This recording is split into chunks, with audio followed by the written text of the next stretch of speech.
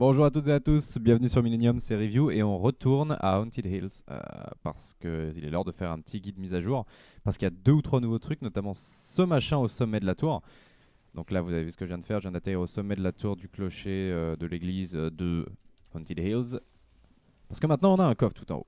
Et honnêtement, je vous conseillerais pas de commencer par là parce que comme c'est de la pierre, vous voyez, ça prend 8 plombes de redescendre après. Et si par malheur ce que vous trouvez dans le coffre est nul, typiquement là une 3 coups blanche, et ben ceux qui sont descendus et qui ont déjà ouvert 2 ou 3 coffres dans le même temps, bah, ils vont vous entuber assez sévèrement.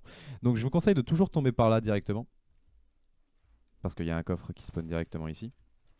Et dès que vous l'avez, de vous laisser tomber ici et d'aller checker celui qui est là. Voilà, il n'y en a aucun des deux qui a spawn. La RNG, c'est la RNG.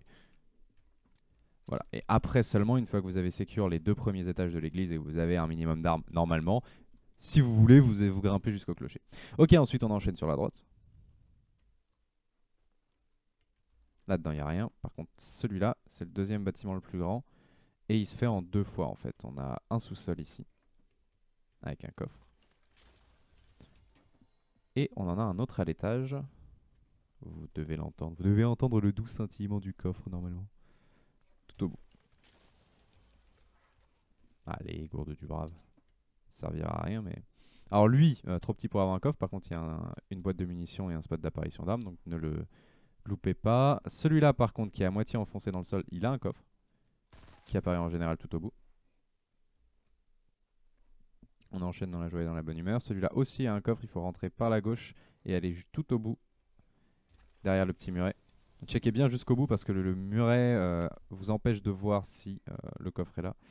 Dès que vous sortez normalement tout droit devant la statue, celui-là il est inloupable. Il est sous la statue en forme de chauve-souris. En voilà un autre. Et ce bâtiment, alors ce bâtiment est particulier, il a 2 coffres qui apparaissent l'un en face de l'autre. Là on n'en a eu aucun, il y en a un ici et un là.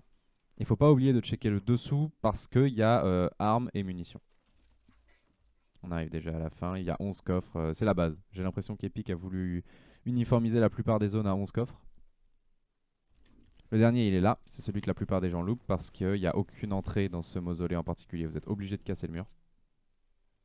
Et vous avez votre 11e coffre. Mais comme nous, on veut faire les malins et qu'on a envie de dépasser les 11 coffres, on va partir du principe que celui qui est dans le pick-up à l'extérieur il compte.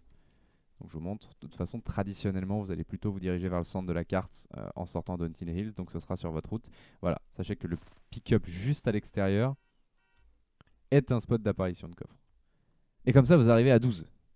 Et là le plan diabolique d'Epic Games de vous limiter à 11 coffres par zone tombe en poussière. Et vous vous sentez incroyablement intelligent. Voilà, voilà, j'espère que ça vous a plu, que ça vous a été utile. À la prochaine.